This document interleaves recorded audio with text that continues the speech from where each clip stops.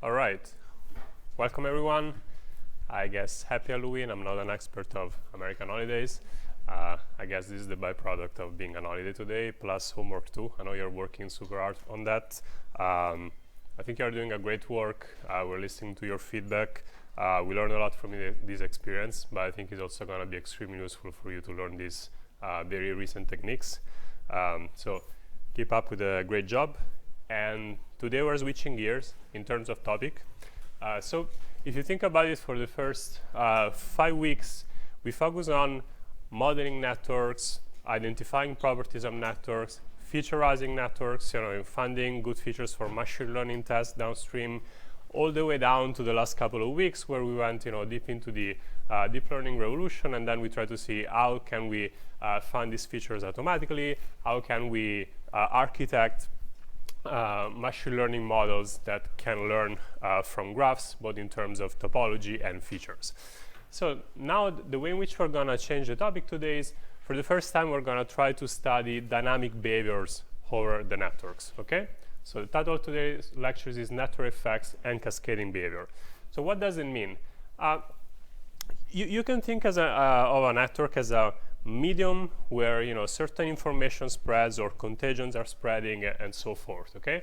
So here are some examples which you can think of them almost as synonyms in some sense. If you go and check different research fields, they call them they call these spreading behaviors in slightly different ways. They can be called cascading behaviors, or you can think of diffusion of innovation. So if there is a source of innovation in the network, then this innovation will spread and people will adopt it. They're called network effects. If you're into health, clearly you heard about epidemics, ways in which viruses are spreading and so forth. But overall, what we care about is the behaviors that that basically model a cascade are, and the way in which information spreads from node to node usually resembles an epidemic. Okay, so what is an epidemic? How does it work? And why is it a very interesting problem to study? Here are some examples of where you might have heard about this phenomenon and why is it so impactful. So we already mentioned the biological examples. You can think about how diseases are spreading in terms of sexual transmission, or how diseases are spreading in terms of like flu. So one is coughing and then the viruses are spreading over airborne. Or you can also think of technological cascades, both in terms of how information spreads. We're gonna be talking about memes, and even more recent hot topics. You can think of fake news, the way in which they are spreading very quickly. And especially if you study, for instance, databases, you might have heard about cascading failures. So this idea that if there is a node in your cluster that fails, or part of your transaction fails, then you have to roll back and recover all the operation that has been done. Okay. And last but not the least, there is a lot of work done in terms of social networks, not only in the way in which news and rumors are spreading, but also in terms of viral marketing. And if you think about it, a lot of very large internet companies today are all based on this concept, okay? You can think of Snapchat and Instagram and all these, new phenomena of social networks where being able to influence people through viral marketing is pretty much the main business models that is driving the revenues, okay? So that's why these topics are important on a very wide spectrum of different scenarios. So let's think about an example in terms of media. That's how pretty much the internet has been working since the very beginning. You have some obscure tech story, and then there is a random guy who writes about it in his or her small tech blog, and all of a sudden, if this article gets the attention of big verticals like Engadget, Wired, and so forth, all of a sudden this obscure tech story catches fire and everyone is talking about it, okay?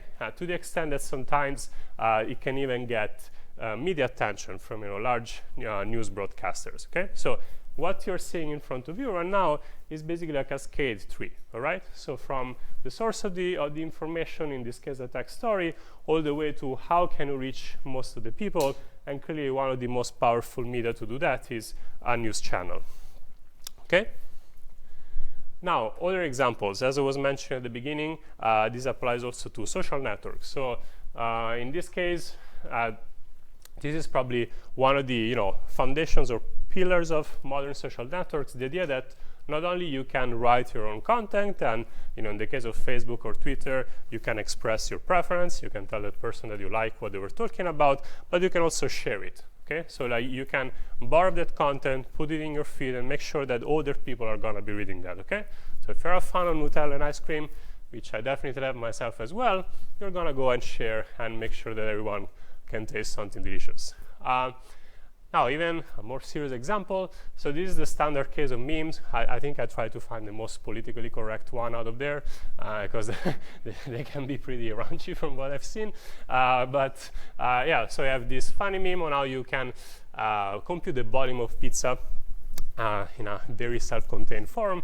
And if people decide that they love it, they start to share it, and all in a sudden, this catches fire, and a lot of people are reading about it and expressing their love for pizza. So this is a standard case of meme. Now, few of the examples that I just mentioned, they don't have a big impact in terms of revenues for companies. They're more in terms of social phenomenon. Now let's try to think about how viral marketing works. So this is very important, for companies that are selling products, especially expensive one. So what you do is you find a person who's very vocal and has an impact in terms of the opinion that they're expressing, and all in a sudden people will start to listen to that feedback coming from that person and listen to his or her recommendation and say, you know what, I'm gonna buy the same book because I heard it's pretty cool. So in this case we are talking about Freakonomics. And yeah, all in a sudden this product starts to be adopted by multiple people. So, and we're gonna go more in detail about these topics in the next week or so. But basically, this is the idea of how you maximize the influence in a network. So if you can pick the right people that are very influential and that everyone is listening to them, then all in a sudden your product is gonna be adopted very quickly. And not an expert of social media myself, for sure, but I think you can think that if you're trying to sell something in fashion or whatever, and you can get a Kardashian writing about that on Instagram, then all in a sudden everyone is going to be wearing exactly the same clothes for a year or so. Okay, so that's the concept of viral marketing. Now, to something a bit more serious, I promise I'm not going to be mentioning Instagram stars anymore. Spread of diseases. So like you have this toy example in terms of Ebola. So this is the, you can think of these, perhaps let's say these are states, and if there are connections, if people are traveling from one to another, so if there is a high likelihood that they're gonna be in the same room or in the same city, and then you get this patient zero, okay? So the first person who contracts Ebola. And what we are gonna do to study this cascade is, at each time step, you slice basically your data through a timeline, and you find out how the disease is spreading, okay? And why is this extremely important? So the idea is, in the case of trying to contain a large contagion, is we don't care only about how it spreads, even though clearly it's extremely important, but we also care to see where it spreads. How can we quarantine subjects? Like, can we make sure that, for instance, from this state, no one is traveling there, so that we try to block the contagion here rather than allowing it to spread even further, okay? So that's why it's extremely important to come up with reliable models that can give us an idea of how Ebola is spreading so that we can try to contain it, okay? And this problem is so relevant and important that I think Bill Gates has been talking about it for the past few years, and it's part of his philanthropic work, and is extremely worried about the fact that there might be diseases that can kill tens of millions of people in just a few months. So that's why he's putting a lot of effort in his foundation exactly to tackle these kind of problems. Okay, and networks here can help to find out how to contain rather than letting it spread widely.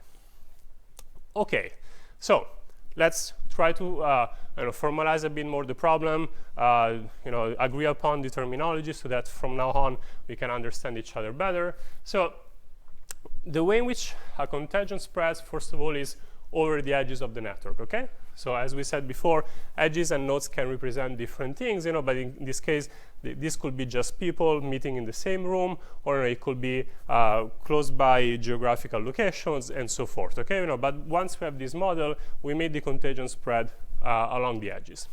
And then what a cascade does is it basically elicits a propagation tree over the graph, okay? So this is our, again, patient 0.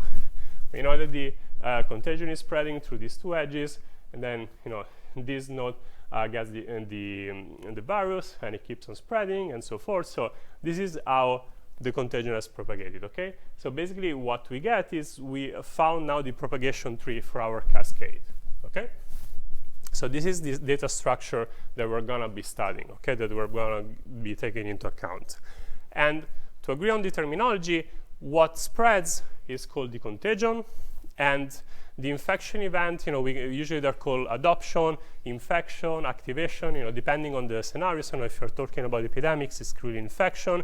If you're talking about products, for example, it's gonna be adoption, who adopts a certain new technology. And the main players in our cascade are the infected or active nodes or the adopters, okay? So people that either are getting the infection or that are deciding to adopt a certain technology, for instance, okay? All clear up to now? Awesome. Let's move forward. So now, how do we model diffusion? Okay, so I was mentioning it's extremely important to find a relatively simple and reliable model. So what are we going to see today, and what are we going to see in the next week or so? So today we're going to be talking about decision-based models, okay? And in these decision-based models, what we do is that we are allowing nodes to make local decisions, okay? So you can think about like each node here is a person who decides to adopt a certain technology or not, okay? So we make all the decisions node-based, okay? You can decide, I want to install this new app on my phone, or I want to buy this new piece of hardware. These are decision-based models, okay? And in the case of epidemics, instead, this model will not work, right? Most of the cases, no one makes a deliberate choice to get a virus, right? So in that case, what happens is we're going to have instead a probabilistic model, okay, so which we're going to be seeing next Tuesday. And here, we're going to try to model the influence or the disease spreading. And what happens in that case is that an infecting node tries to push the contagion to an uninfected node. And then we're going to be having a probabilistic model there, right? Which tells us, we flip a biased coin, and it will tell us, okay, this person has received the virus, yes or no, okay? So that's why for the case of contagions, we're gonna be mostly using probabilistic models. But for instance, today we're gonna be talking a lot about technology adoption, and that's more a decision-based model, okay? Or another case, for example, is if you decide to manifest, okay? There is a protest for something that is not working in a country. You make your own decision if you wanna be part of it or not. At least we hope that's the case. That's how good thinking people work. They make they ponder their decision before attending or not a certain manifestation. Okay, so let's dive into the decision-based model of diffusion. Now, how are we gonna formalize the problem? So we're gonna be borrowing from very simple game theory models, and throughout your lecture, we're going to try to simplify the problem as much as possible. So we're going to be having 2 players, okay? And I'm going to be explaining you why 2 players are enough to have a model that then can after generalize. And each player in our initial scenario can adopt either 2 behaviors, okay? So you can either be in behavior A or in behavior B, okay? So what is the intuition here is that you're node V, okay? You're part of this UNet here, and you're gonna be gaining more payoff if your friends have adopted the same behavior as you. So, in this case, you have 3 of your friends that have adopted the blue behavior, 2 of your friends have adopted the green behavior. If the payoff for green and blue is the same, then your logical choice is to adopt the blue behavior, right? So, and that's why we can formalize all this model just with 2 players, because at the end of the day, what you can do is that you allow each pair of nodes to play their own game, okay? And so when you have a larger network and you have multiple nodes, you're just going to be playing a lot of different games among all the possible pairs. One could argue that this model doesn't scale to very large numbers, which is absolutely true, because we're going to be seeing a quadratic explosion. But there are a lot of cases where you don't have to run this on a graph where each node represents a person. Rather, you will be doing that, perhaps with demographics or with clusters of people that have a very similar profile. Okay, like that's how you can simplify this graph in such a way that it's gonna still be tractable in terms of computation. All right. Okay, so let me give you some examples now of technology adoption that has happened in the past few decades and how it ended up. I'm quite sure very few of you might have seen these in your life. So these are video cassettes. At the bottom you can see the VHS technology. At the top is the Betamax.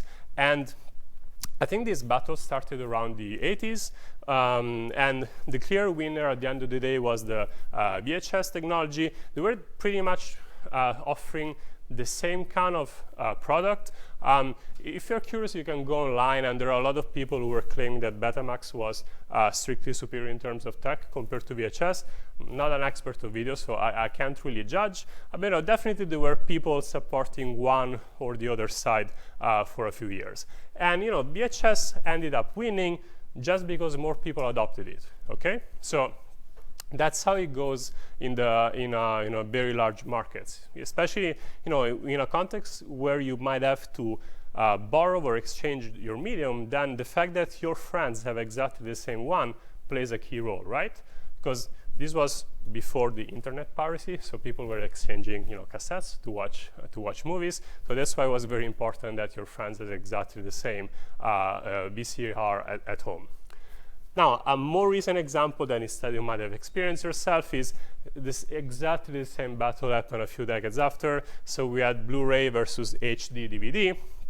And once again, here it was kind of unclear which one of them was the best tech. And Blu-ray ended up winning the battle, and HD DVD pretty much disappeared. Okay, so that's why it's very important to being able to predict what's going to be the outcome of the technology adoption, because to come up with these standards, it costs a lot of money to companies and years to develop them. Okay, so if you already know that each one of them had a bunch of companies supporting the tech, you don't want to be in the losing party here. So you want to be part already of the winning tech, and that's why it's so important to being able to predict this as quickly as possible.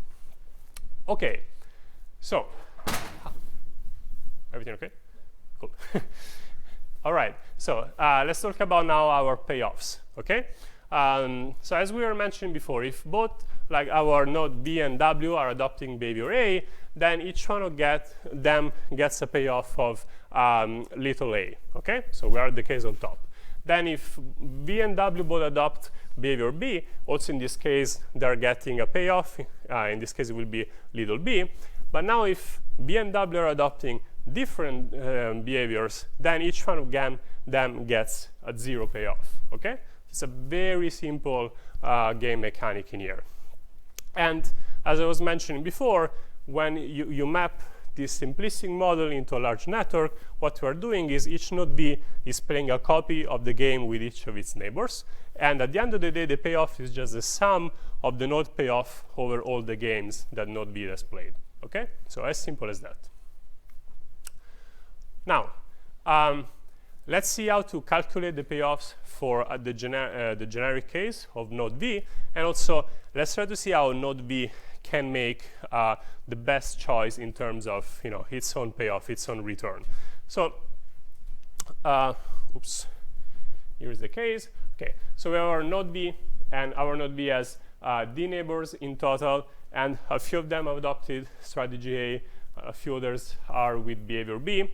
And we just encode how many are adopting a certain behavior with this probability P. Okay, so with probability P times D, these are the number of neighbors that are using A, and with minus P times D is the number of neighbors that are adopting the strategy B. Okay.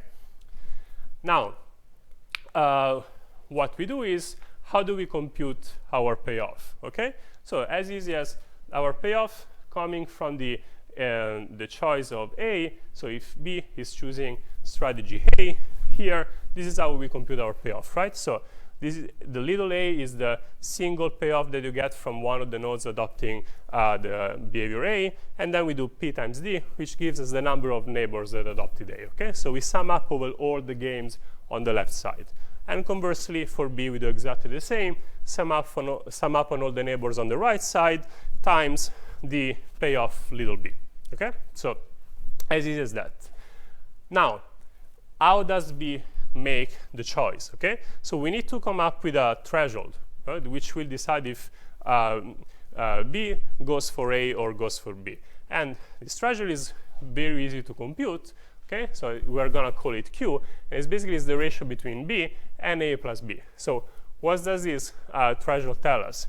If it's worth to switch to B, okay, then we need a probability higher than this threshold, so that summing up all the rewards, all the payoffs over B will give up better payoffs compared to the ones over A. Okay? Question? Analogy. I thought A and B were just sort of fixed payoff constants. Correct. So A and B are fixed payoffs. Oh, I see. Okay. Yes. So perhaps the thing that is that might be misleading is the fact that so capital B is the behavior that you adopt, and lowercase b and lowercase a are the payoffs that you get with when those two behaviors are matching. Sounds good? Awesome. Question? Why are you setting the payoff that you get from adopting behavior A equal to the payoff of adopting behavior B, basically? Like couldn't those two sides be different? So the question is, why are the payoffs for A and B not different? Why are the same? But they are different, right? So we're using different constants here. So if you are matching on the A behavior, then the payoff is going to be lowercase a. If you're matching on the B behavior, the payoff is lowercase b, right? So they are different. They could be the same. No one is preventing you to have A equal B equal 1, for example, okay? The only thing that here is not dynamic is these payoffs are not changing over time. And you might argue that, hey, this is not realistic, you know, like maybe after some time these payoffs should go down, which is absolutely the case, you know. So you can make this model arbitrarily more advanced, therefore more generalized. Sounds good? Awesome, thank you. Anything else? All right, let's move forward. So let's go through an example scenario. Now we have our graph where everyone is starting with behavior B, okay? So like that's the status quo technology. Let's say like everyone was using Betamax back then, and my pointer is, there you go, we're back. So everyone was using B, and a small set in our graph S is formed by just early adopters of A, okay? So you have this happening in a lot of technologies. You read on the internet a lot about, I don't know, Apple fanboys, you know, people that will buy each single product that Apple releases, okay? So that's our A, okay? All the people that will never buy anything else except Apple products. So we hardwire them, okay? They're gonna keep using A no matter what payoffs tell them to do, okay? They're gonna bring it to their own grave, okay? So this is our A group. And assume that, you know, we tune our payoffs in such a way that a node say, if more than 50% of my friends take A, I will also switch to A, okay? Otherwise, I see no benefit, I'm gonna be staying in B, okay? So basically, we can make A and B so close to each other, you know, apart from a small positive epsilon, and then we say, no, the threshold is just Q equal 1/2, okay? So we need at least half of my friends have to be adopting that technology. Now, what happens in this case? So let's run through a scenario, okay? So our set S here is the set of the hardcore early adopters, okay? So we have node U and node B. They already adopted A, and all the gray nodes instead have adopted B, okay? So how are we gonna compute these, okay? So we said if more than 50% of my friends are red, I'm gonna be turning to red as well, okay? So I'm gonna be adopting technology A. So who can give me some examples of nodes that are gonna be turning to red already? Like, why is this clearly right? So this guy has only one neighbor, and it's a red neighbor, so definitely that node will change. Other ones, node here on top has 1, 2, 3 neighbors in total. 2 of them are red, boom, switches to red as well. Same for the one on top, 2 neighbors, all of them are red. This isolated node is red as well, and we got this red node. Does it stop here, or does it move forward? What do you think? Exactly. So that's why we think about it as a cascade, right? It's a process that happens over time, and basically the local decisions of certain nodes that decide to swap will influence, as a consequence, other nodes, okay? So there you go. Now we get also, all this node all of a sudden goes from a balanced 50% to all its neighbors are red. Same happens for this one, and same happens for the node, for this node at the end of the tail. Now the only two nodes that are not going to be changing are the ones here on top, right? Because since the very start, they had a very balanced situation where one neighbor is red, one neighbor is gray, so they have no incentive swapping, okay? So again, another assumption that we make into this model is that the nodes are perfectly rational, which doesn't always apply to humans, right? So sometimes people change their opinions or they jump to a new technology just because why not? But you know, in this game theory mechanic that we're talking about today, our nodes are perfectly rational, so they're gonna be swapping if and only if there is an incentive for them to do so, okay? And given these assumptions that we just made, you can also understand by yourself why this process is not reversible, all right? So once this cascade starts to spread, once this kind of technology is being adopted, then there is no reason in this relatively simplified model for the nodes to change their state, right? Because they made the decision based on the rational fact that they will get a higher benefit, a higher payoff.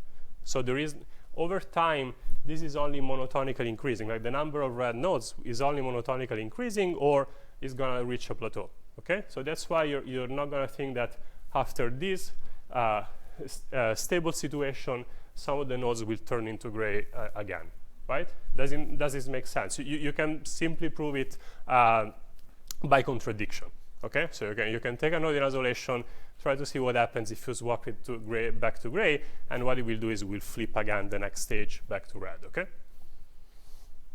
All good? Okay. So now that we have seen the model, let me try to give you a real-world example so that we're going to be talking about something that you can easily relate to.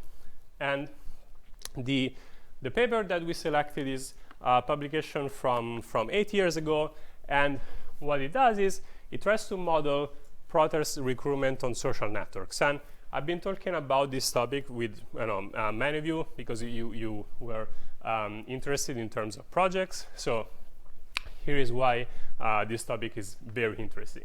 So this paper goes through an event happened in Spain in May 2011, and it was an anti-austerity protest.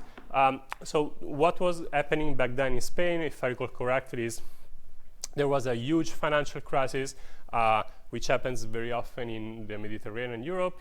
I'm part of it as well. And back then, 25% of the people were unemployed, okay? Possibly something you never heard of in the US, but this happens in Europe, okay? So after a certain threshold, people said, we cannot go on anymore like this, okay? And what they did is, Twitter was relatively early stage back then, especially in Europe. There was not a huge adoption, but people decided to use it to organize and mobilize users to participate in the protest, okay? So clearly, the government had to receive the message from all the people, running on the streets and expressing their discontent for what was going on. So how did they organize this, and how did the authors design their study? So what they did is they manually selected 70 hashtags that were used by the protesters. So they went through a lot of tweets, and clearly the authors were able to speak Spanish. I know there's also Italian Revolution and a lot of other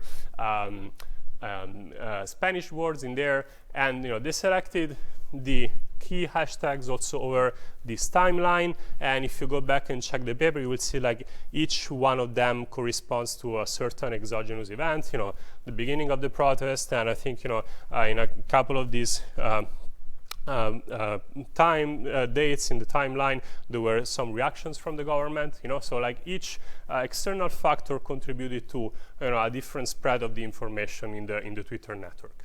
So they selected these hashtags, and then what they did is they collected relevant data, right? So they searched and they crawled this 1 month period, and they took all the tweets that contained those hashtags, and they ended up with roughly 6,000 tweets in total, okay? And not only they collected the tweets, they also collected the relevant users, okay? So basically any user that tweeted relevant hashtags, and not only them, but also their followers and followees. In case you never use Twitter, it's an asymmetric social network, which means you can follow someone, but they will not necessarily follow you back, okay? So that's why for each user, you need to take the list of followers and the list of followees. And in total, they ended up with almost 90,000 users, okay? So when I was mentioning to some of you to perhaps reconsider your very large project on Twitter, is because back then collecting this data was not trivial, but still relatively feasible. Today it's much harder to collect such large data sets, focus on specific relevant data, because one of the business models of Twitter now is to sell you this data. Okay, so that's why I try to steer away from some of these projects. Okay? Not because I don't find them interesting, but I didn't want you to get frustrated. So now that they also collected all the relevant users, what did we do with these connections? Okay, they created two different networks. Okay, so one was a full network with all the Twitter follow links, so as a directed graph, and then they also tried to create more compact and a network with a stronger signal, which basically was the symmetric network. So I told you that Twitter is inherently asymmetric, but what you can do is you can keep only the users that have a reciprocal follow, okay? So if you have node I and j, you keep a link only if I is following j and j is following I, okay? And out of this data set, you're building an undirected graph, okay? And these are basically the strong connections. And we're going to be seeing why having these two different graphs is interesting, because they play a role later on in the analysis, okay? Now, a few definitions, and which we are going to be carrying over, especially when we see the plots, okay? So as we were mentioning before, we need to know about the players in a contagion or in a cascade, and we need to know about their activation. Okay, so we need to know when they become active. So in our case, an activation in this study means the first moment when a user starts tweeting protest messages. Okay, so whenever a tweet contains a certain hashtag in our set of 70 hashtags, they become an active user. Then we have case bin, which is the total number of neighbors when a user became active. So all the neighbors that a certain user has on Twitter. And then case bay, which is the number of active neighbor when a user became active, okay? So what is the activation threshold? It's nothing but the ratio between case bay divided by case bin. So out of all the neighbors that you have, how many of them were active when you decided to start tweeting about the protest, okay? So intuitively, you can think if someone has a very low activation threshold, is a person who doesn't need a lot of external input and a lot of peer pressure to believe that this protest was interesting, was important, okay? Conversely, if most of your neighbors are tweeting already about the protest, it means that you have a very high activation threshold, and it will become part of it only after you're sure that everyone is interested as well, okay? So that's why this simple value is extremely important, okay? It basically gives you an idea of how quickly a certain cascade will spread, and what is the likelihood that that cascade will spread, okay? Now, you can also think about the fact that this activation threshold is definitely changing depending on what cascade we're talking about, right? So say you're a Spanish citizen, this activation threshold might be very low for you, right? Because you care about your country and you want to make sure that everyone gets a job. Conversely, if you are a Spanish citizen, and we're back to the meme about how you compute the volume of pizza, your activation threshold might be much higher, right? So the reason why I'm highlighting this part is the fact that these values are very much specific to the study or to the scenario that you're talking about, okay? So there is no magic threshold that you can apply to each cascade phenomenon, okay? You need to find it, and you need to figure out the distribution for each one of them. Okay, now let's go and see the different recruitment strategies that they had. So this is basically putting in numbers what I already explained you. So if the ratio is close to 0, then our user will join the movement when very few neighbors are active, no social pressure in that case. And if you think, you can think that if that ratio is exactly equal to 0, then that person is one of our patient 0 in the case of the epidemic, or in the case of the protest is the person who started the movement. So the person who came up with the hashtags, or the person who wrote certain articles online, and then he or she decided to write about it on Twitter, and people started to adopt it and started to spread the information. Okay, so those are the people who are initializing the whole process. And conversely, when it's close to 1, we said these are the people who require high social pressure before they become part of it. Okay. All right. Now let's go and check the distribution of the activation threshold that has been found by the authors of this study. So interestingly enough, it's mostly uniform if you think about it. So let me tell you first of all what's on the axis. So on the x-axis, which goes from 0 to 1, we have our activation threshold. So it's k sub a divided by k sub in, and on the y-axis, basically we have the probability distribution of our activation threshold. And interesting enough, we see that there are mainly just 2 spikes in this distribution, which is otherwise almost uniform. And the first spike are the people with very low activation threshold. Okay, so as we said before, we need some self-active users to allow this cascade to start. Okay, these are the people who are making the rumor at the beginning. Okay, who are talking a lot about it. And then they also find another spike around 0.5, which means many users join after pretty much half of the neighbors are doing so. Now, clearly, these are not 2 isolated spikes. It's not a clear cut. I need 50% of my neighbors, otherwise I will not become part of it. But it means, after you start to see those hashtags and those articles appearing oftentimes on your Twitter feed, then you're gonna start to talk about it. Okay. And clearly, you see this drop in the distribution towards the end, because these are the people with the highest degree of social pressure required to become part of the protest. So this was the first takeaway. Once again, you will see very different distributions when you study different kind of cascades. And the other interesting one is, what is the effect of neighbor activation time? So here, the hypothesis is the following. Like, if several of my neighbors are becoming active in a very short time period, then a user is more likely to become active. And intuitively, what this is telling you is, if people are very vocal about this protest, and all in a sudden everyone is talking about it, even if it's still the minority of the Twitter user base talking about it, you have higher chances to become part of it, okay? Because you feel the sense of urgency. And this sense of urgency is basically encoded in what is the burstiness of the active neighbors, okay? So the way in which you compute this burstiness is basically taking the activation level at time t+1 minus what was the activation at the previous step, and then you divide it by the current activation level, okay? So pretty much by taking this derivative on that spot, we find out what is the burstiness, and the higher it is, the higher chances you will have to become part of it.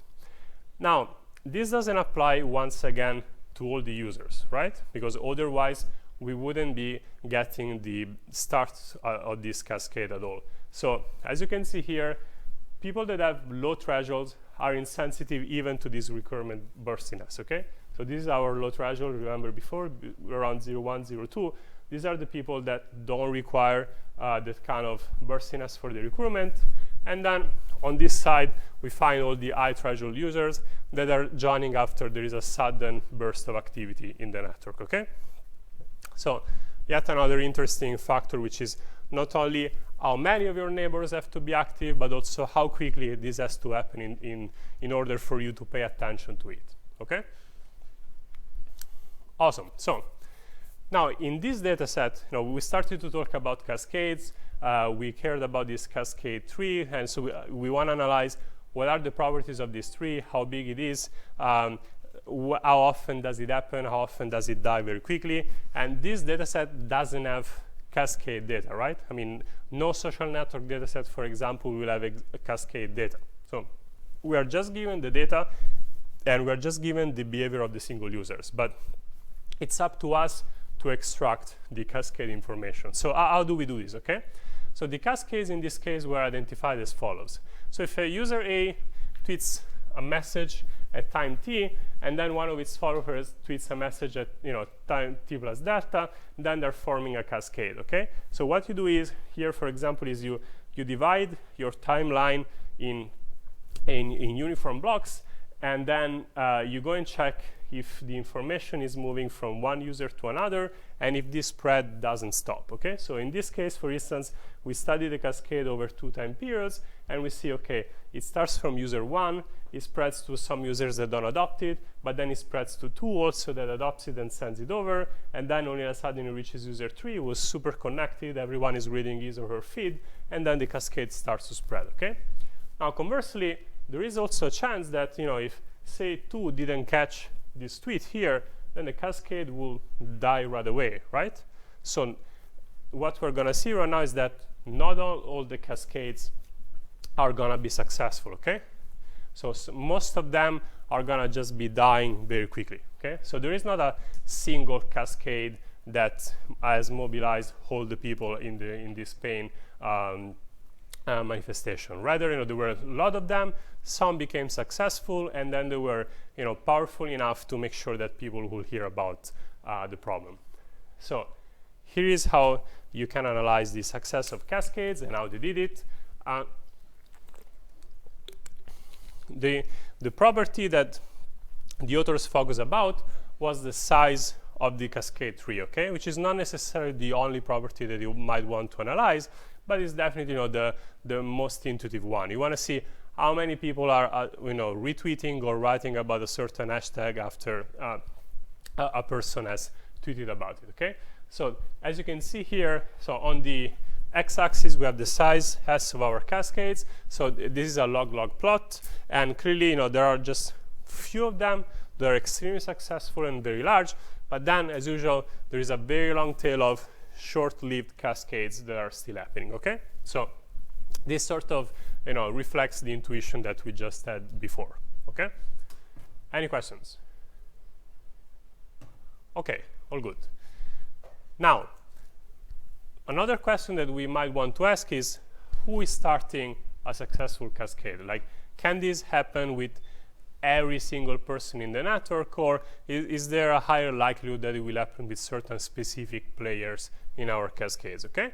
And as this slide is already spotting the answer to my question, clearly this is happening more likely with specific people. So how did they study this? How did they conclude that it was the case? They applied a K-core decomposition on our cascade graph. So let me explain first of all what is the K-core decomposition. So first we go through the definition. It's the biggest connected subgraph where every node has at least degree k, okay? But the way in which we do this K-core decomposition is incremental. So if you didn't pay attention too much to that definition, you might think, okay, why isn't this exactly the degree distribution? Can anyone give me an answer? Do you think it's exactly the same, or you expect them to be two different definitions, right? So like, this is the one core, okay? And for example, this node has degree 2, right? So you wouldn't expect that to be just a degree distribution. Yeah? Yeah, I was going to answer it. Awesome, okay, I just ruined your... Sorry for that, okay. Okay, so that's the first intuition, right? This cannot be just the degree, or like the degree centrality. Sometimes this is called degree centrality, okay? It tells you if a node has higher degree in the network, then clearly that encodes some higher centrality, which means it has a more important role in the network. But that's not exactly what the K-core decomposition is capturing. Rather, what it tries to capture is there a connected subgraph in our graph that where each member has at least degree k. And the way in which we construct that is we start from basically the periphery of the graph, so from the nodes that have the lowest degree, and then we treat this as an onion, okay? And we just peel it. We peel one layer at a time. So the first layer that we work with is the one core, okay? So we have this node, degree 1, all these nodes with degree 1s, we're dropping them. Now, once we drop this node, for example, this purple node that previously had degree 2 goes back to having degree equal to 1, right? So that's why this node is still part of the 1 core. Now, once we jump to this green node instead, I know the second run where we try to peel the 1 core, even if we remove this purple node, all these green nodes will have degree 2, right? So that's why they're part of the 2 core, okay? And you can just keep on doing this incrementally until you get stuck with this 3 core where all these red nodes have at least degree 3, okay?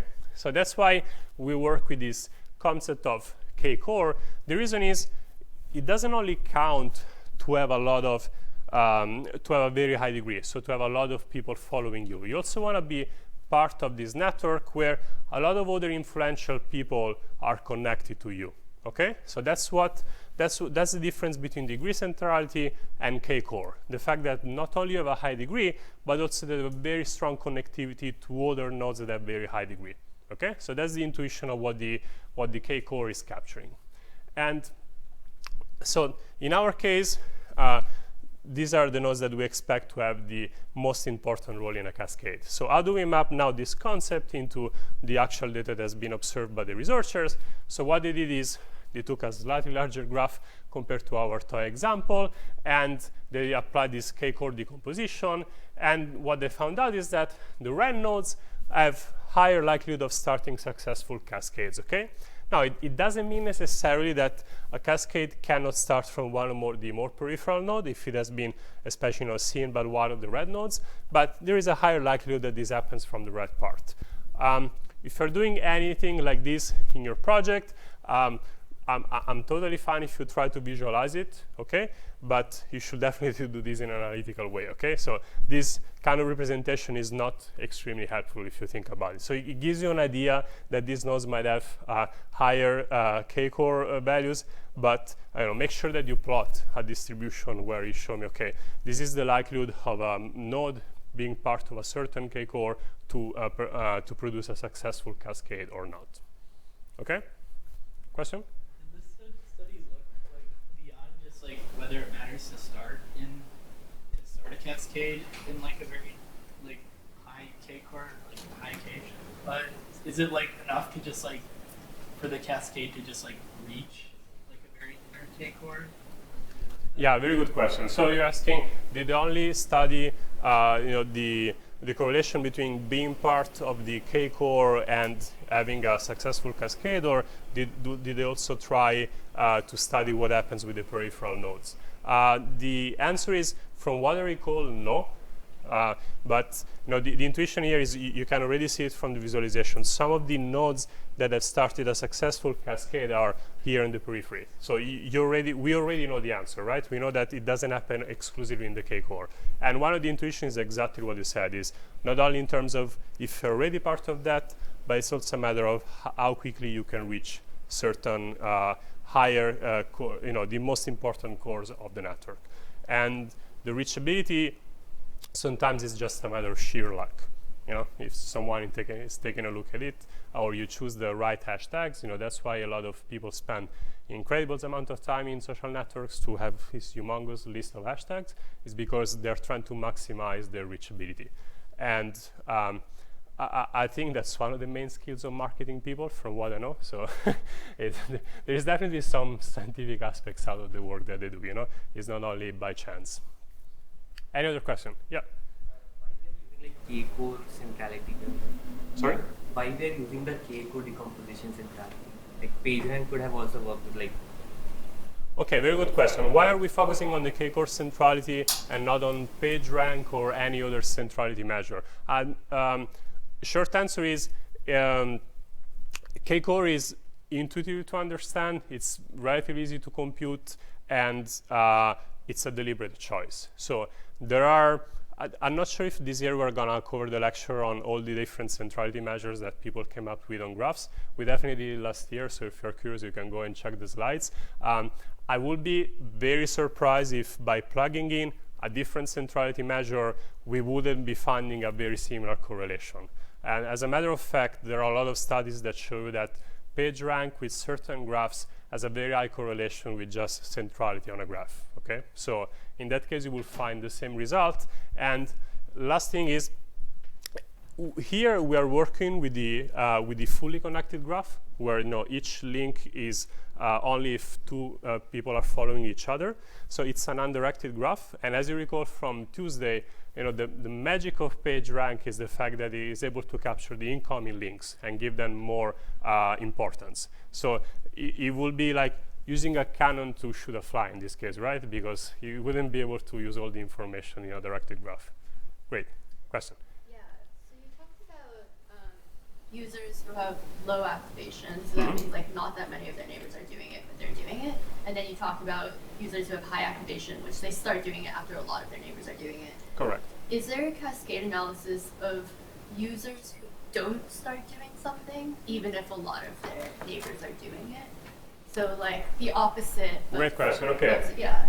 So the question is, has anyone ever studied users that suffer a lot of inertia, basically? Like a lot of people is already talking about that, and they still don't adopt or help that cascade.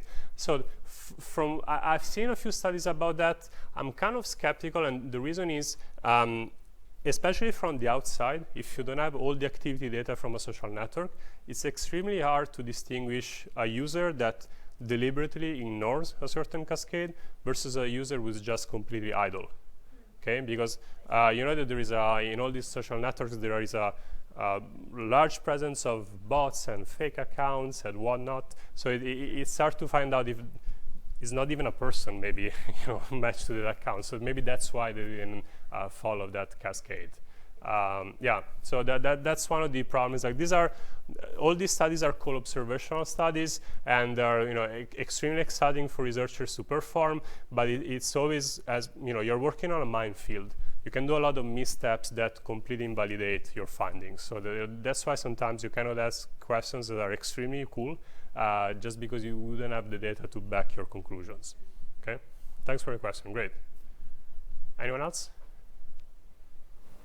Okay, let's move forward then. So, what have we seen? We've seen cascades on Twitter, so real-world example. We've seen that the activation threshold in this case was almost uniform, and we just found a couple of local peaks, mostly matched with people that don't require almost any peer pressure, or people that require at least like 50% of the neighbors to be active. We also seen that most of the cascades are short. This is very intuitive. A lot of them will just die very quickly.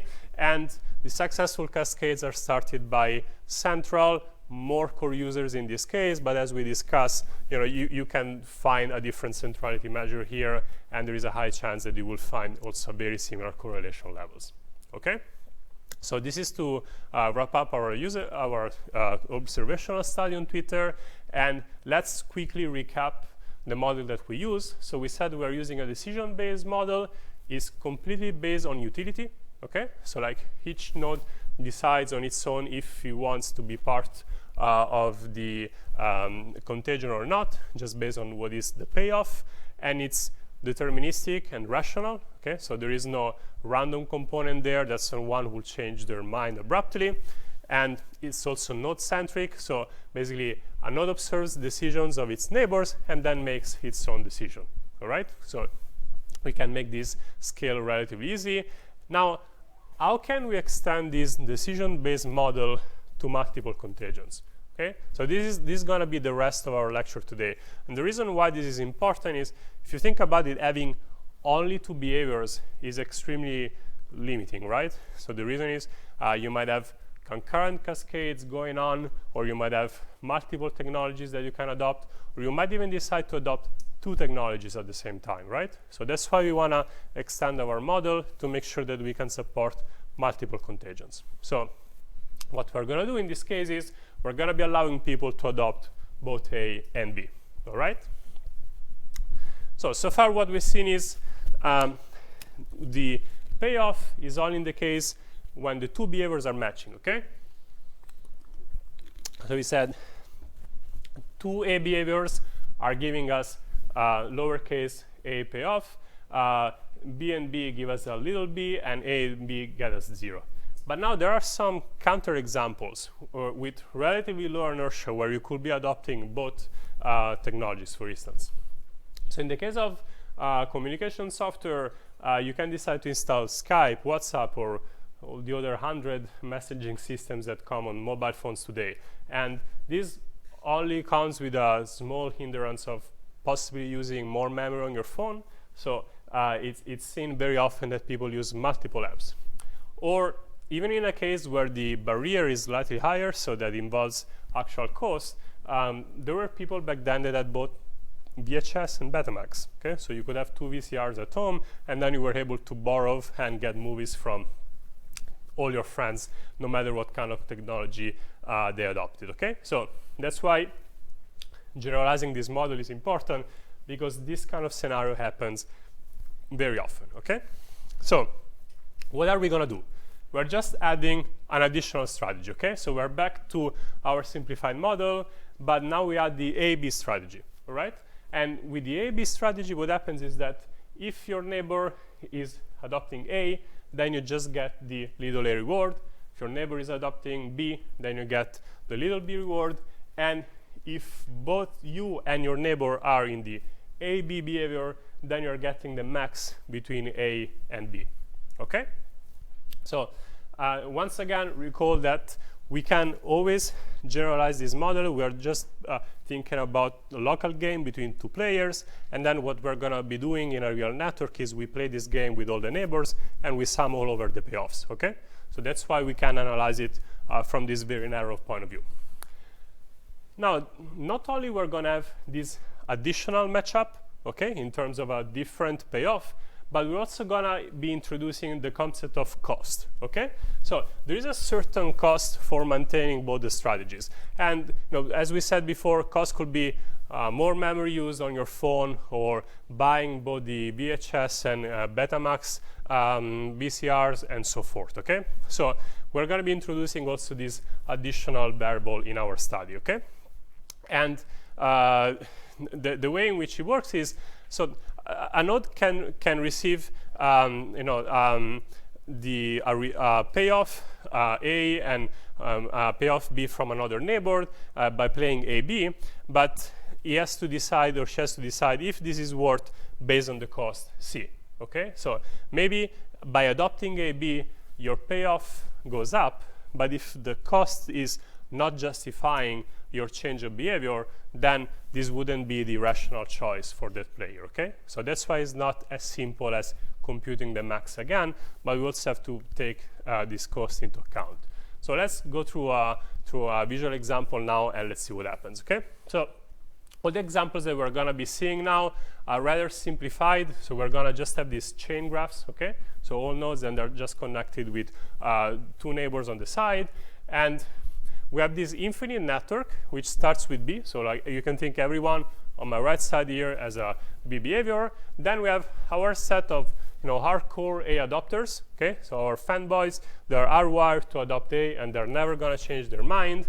And we're going to run our model over time. Okay, so as we did before, we have different time steps, and we record who changes their behavior given the new payoffs. Okay, and here, once again, each node selects the behavior that optimizes its own payoff. Okay. Now, let's think about here. Okay. So in this case, A and A are getting payoff A between them. In this case, here A and AB, the payoff is A, and AB next to AB is selecting the max between A and B in terms of payoff. But both of these nodes, being the fact that they adopted AB, they're also paying a cost C. Okay, so we always have to do minus C to remove the cost. Okay, and from this side, when AB is matched with B, then the payoff is B. So how will our nodes switch from B to A or to AB? Okay, so how can we study the evolution now of this infinite chain graph?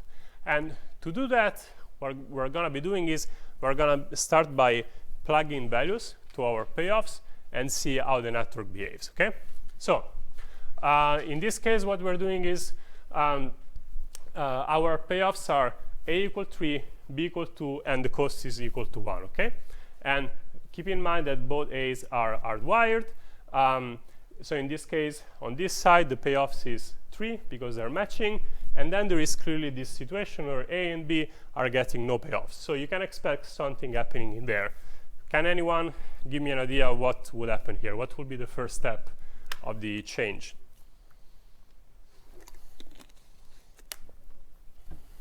It's relatively easy, right? So these two nodes, we cannot touch them. These two nodes are pretty happy. No, they're both getting to as a payoff. So clearly something is going to happen here, right? So we want to make sure that B here as a payoff. And the obvious choice here is that B will swap to AB. Okay? So we'll get 3 as a payoff from this side, and then we'll get 2 as a payoff from the B side, still paying -1 as a cost. Okay? Now, what do you think will happen now? Like, do you think there is a next step, or do you think we reached a plateau and nothing is going to change again?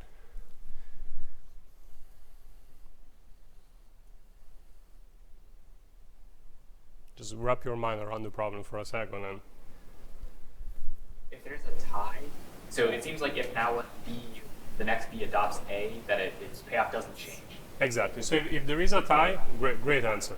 If there is a tie, as it is in this case, because AB is getting 4, the rational choice is not to change behavior. Okay? So we're stuck. That's the only thing that changes, right? The cascade is not propagating down the chain. Okay? Good. Now this is not always the case. Okay? So this happens only because of the choice we made for the payoffs. Question? For everyone to just choose A? Isn't the global optimal for everyone to choose A? Sure, but the way in which we model this is we make local choices, right? So to reach the status that you said, which is the global optimum is everyone switches to A, there should be an agreement upon all the nodes to switch on a sudden to A, right? And this is not how adoption works in the real world.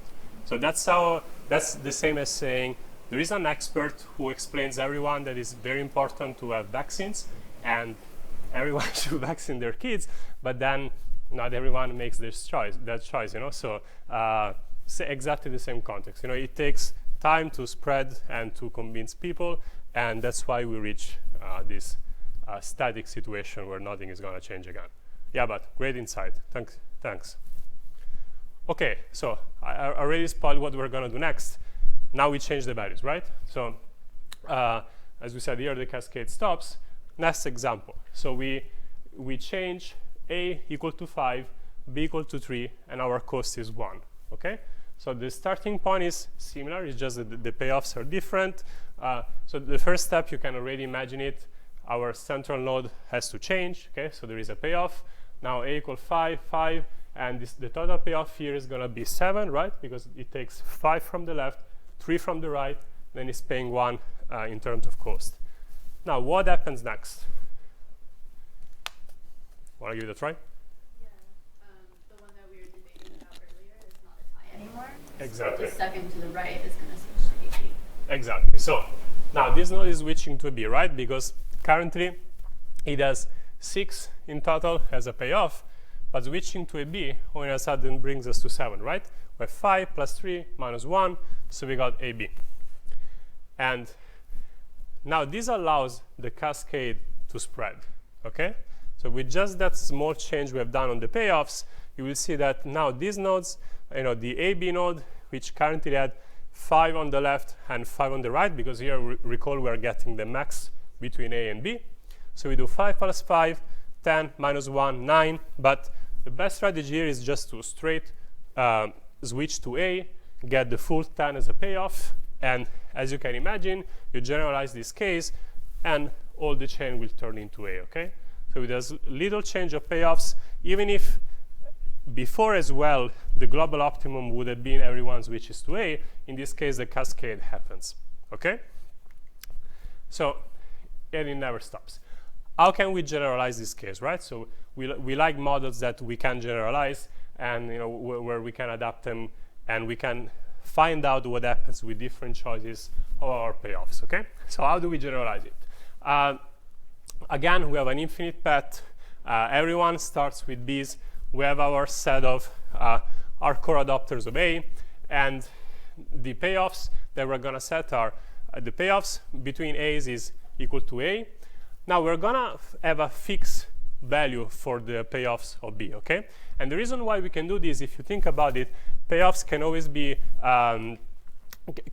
be expressed as in a proportional way, okay? So if we fix B to A, then A can be, 2 times B, 0.5 times B, and so forth, okay? And by fixing that value will help us then to find an analytical solution later on. And so we said the payoff A is A, B is 1, and then when AB is going to be A plus 1 minus C, okay? Minus the cost that you're paying. Now, for what pairs, so for which choices of cost and payoff A does A spread over our chain network, okay? And the node that we're going to start to analyze first is going to be W, okay? So we need to analyze these two different cases, okay? Based on the values of A and C, what would happen if the starting node here on the left is A, or what would happen if the starting node here is AB, okay? And W is our variable node, and we want to go and characterize what's the behavior of that node, okay? All clear? Awesome. Let's move forward then. So as I promised, now we're going to have a more analytical solution. So now we are in the case AWB, right? So always keep your eyes on the top right so that you know in which case we're studying. The payoffs, we clarified them already. Now, what does node W adopt in this case, okay? On the x-axis, we have the A payoff, okay? And on the y-axis, we have C as the cost, okay? And these are the values for 1. So how are we going to solve this, okay? The first one is we basically make B and A match, okay? So we say if the A payoff is equal to 1, then it matches the payoff of B. So this is kind of a limbo state, right? So it's a tie. If the only two players in our networks were A and B, if that's the payoff, nothing will change because everyone is receiving exactly the same, okay? So we should expect different behaviors between being on the left or the right side of this segment. And similarly here, what we do is if we fix the cost to 1, then we can substitute it up there, and then what we get is that basically cost equals to 1, it cancels out the payoff of B, and then we're left just with the A payoff, right? So because we do 1 minus 1, and then we'll just get with the payoff A, okay? And that's, so once again here we expect different behaviors. And last thing, so we can analyze AB versus B. So in this case, basically we have the cost and the payoff growing with the same value. So they're gonna be canceling out each other, okay? As you can see on top. So A minus C, so they will get to 0, and then we're just left with 1. So we're just left with this linear, so we're left with this division of the quadrant into perfect splits. Okay, so let's go now one case at a time. So when the cost is above 1, okay, and the payoff A is smaller than 1, then the rational choice is to stay with B, right? So let's go up and think about this example again, okay? So I'm here. I have to make a choice for my node W. So my payoff with B is fixed to 1.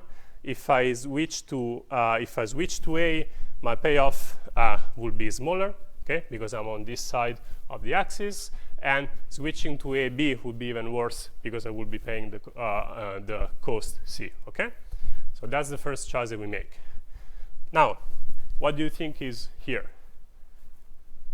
So only difference is the cost goes below 1, okay, but A is still bounded, is still less than 1. What do you think is the choice that node W will be making in that case? Anyone wants to give it a try? AB. B? AB. AB? It's B. Okay, let's go through that so that you can see that. So, say this was AB, right? So what would happen is that will be our payoff, okay? So A plus 1 minus C, but here we are in the case where C is always larger than A, okay? So that quantity will be less than 1 in the end, right? Because we are doing 1 minus, plus a negative value, so the resulting payoff will be less than 1, okay? So that's why, once again, staying with B is the right choice, okay? It's not worth it. I know, once you wrap your mind around the way in which this is split, then it's very easy to visualize how the nodes will change, okay?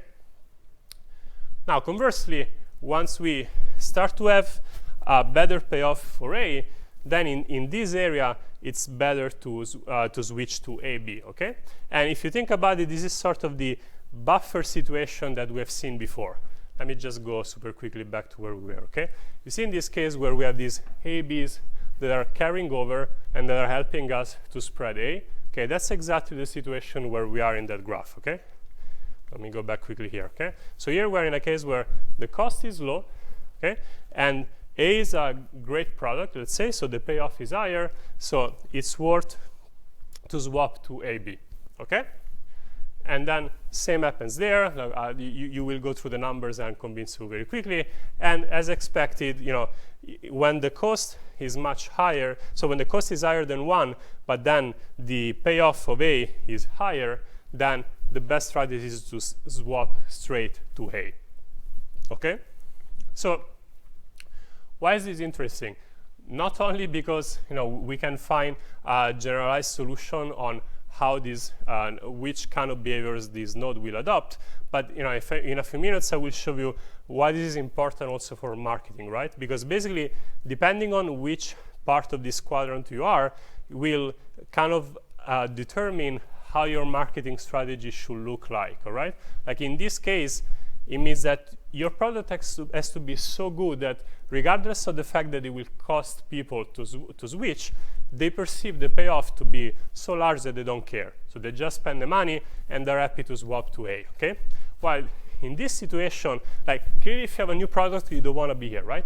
Because no money is going to change. So your perceived additional value is so low, so your A payoff is less than 1, so no one will bother about what you're doing, okay? So at the very least, if you have a startup, you want to be here, right? You want to make sure that people perceive that you're better than A. But in here, to win, what you have to do is you have to have something so much better that no matter what is the additional cost you're paying, people adopt, okay? While here's sort of a penetration strategy in the market. You can slowly start to steal people, from the user base. So they will use both technologies. They will use both Skype and WhatsApp, and then they will find out that they like one of them more than the other, and then they slowly start to abandon the other technology, okay? So that's how this maps to real-world marketing in some sense. All clear? So to make your life easier, we put numbers now in the slides, okay, so that when you want to go through the example, you can convince yourself why everything works correctly in this way. And let me go very quickly to the next example where instead of having A on the left, we have AB, okay? So we're already in the case where the AB buffer is moving, and we want to find out what's going to be the choice of W. And here, it just changes slightly because to distinguish between B and A, basically our split line will be over 2. And the reason is, so there will be a payoff. There will be a payoff for A equal to 1. Sorry, there will be a payoff in total equal to 2 because we have A plus 1 minus C, okay? And same here, our cost there is equal to 1. So AB versus A basically tells us if if the cost is equal to 1, it will cancel out the 1 payoff from B, then you're just left with A. And last thing is here, so in this case, we have our line starting at 1, because when the cost is equal to 0, okay, and the payoff for A is also and the payoff for A is equal to 0, then we're starting for 1, okay? So same story as before applies. You see these two areas where it's worth to stay with B. You have this large area here where it's worth to swap to A, and then you have this buffered zone that we map to what we've seen before, that where it's still worth to stay with AB, okay, with that hybrid strategy. Okay, same numbers as before. You can just plug them in. It's simple equation substitutions, and then you will see why this is the analytical solution for the model that we have. And with the few minutes that I've left, I just wanted to show the intuition that we had before. So you can even join these two plots that we were using, okay, just to find your generalized behavior of what would happen if your starting node is either A or AB. And so in this case, once again, we know that if your perceived value of A is below the payoff of B, then the technology will not be adopted. In all this area, the technology will be adopted for sure. And in this area, you have a slow transition from B to A. Now, a question that I want to ask you, which I think would be interesting, is what do you think happens here?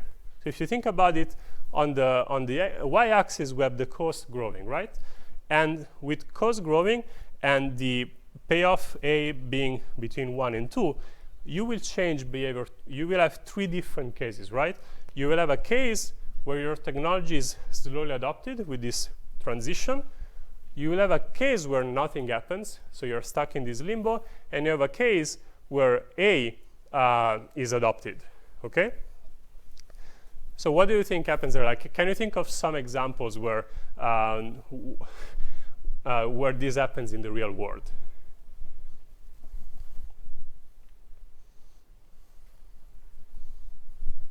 Okay, let me give you some hints. So think about this could be like having different search engines. I know this probably doesn't apply anymore nowadays. Possibly Bing tried to do that with Google, but back in the days when you had multiple search engines and Google wasn't exactly still the leader, we're all using multiple search engines at the same time, right? Searching in different of them, picking out results, and then slowly, you decide to slowly drop one, and then you're back to use Google at the end of the day, okay? So you're in this kind of limbo state, but eventually at least it transitions. Here, if it costs so little to adopt both technologies, and there is no clear winner, no one will become the leader of the field, right? So in some sense, if you think about it, there are cases where prices are inflated. I'm not going to talk about companies because I think this lecture is recorded. but so that's why marketing people can be so genius in some sense, because they know when to overprice things in such a way that it will force people to make a choice, if you think about it, okay? Like, they would say, okay, the payoff is not that much bigger, right? Okay, so we are still bound between 1 and 2. If what you're doing is super amazing, then you're gonna be here and people will adopt it right away, okay? But if you're aware that you've just done an incremental improvement and you're kind of stuck in this area, so if your cost of adoption is so low, people will not bother making a choice, right? Okay, so it's better to jump from here to there, okay? At least you have a chance of being adopted or burning and trying to do something brand new from scratch, okay? So that's why it's cool that these concepts are not only about cascades, but also apply to real marketing, okay? So I invite you to think about it. Okay, so this is what we were saying before. This is the buffer zone. This is our direct conquest, and this is like this kind of infiltration in the market that will take some time, but eventually will be successful. All right, I have 30 seconds left. I just want to give you a teaser of what we're going to be seeing on Tuesday. So as I mentioned, today we've seen everything about decision-based models, and we're going to be talking about instead probabilistic models, okay, which apply to epidemic spreading, and we're going to be talking about given how likely is a certain disease to spread, then the disease will go around or will die out very soon, okay? But rather than having local choices, we will plug a probability on each node, and we will make a decision if the spreading carries on or not. Okay, lecture is over. Happy to take questions in person or also right now if you want. Question? So, is there a way we can phrase like a node classification? Like, can we use the techniques we learned from node classification to do this cascading as well? It seems like there's some similarities. Can we use node classification to do cascading? Yeah, great question. This is very similar to if you think about loopy belief propagation, basically what's happening here, every time someone is changing their mind or adopting something, you're sending a message to your neighbors. So there is definitely a parallel between the two. And the dual of the problem basically is, instead of trying to see if someone will adopt a certain technology, you will try to predict if that's going to happen or not. So you can make that model from decision-based to prediction-based. Great question, thanks.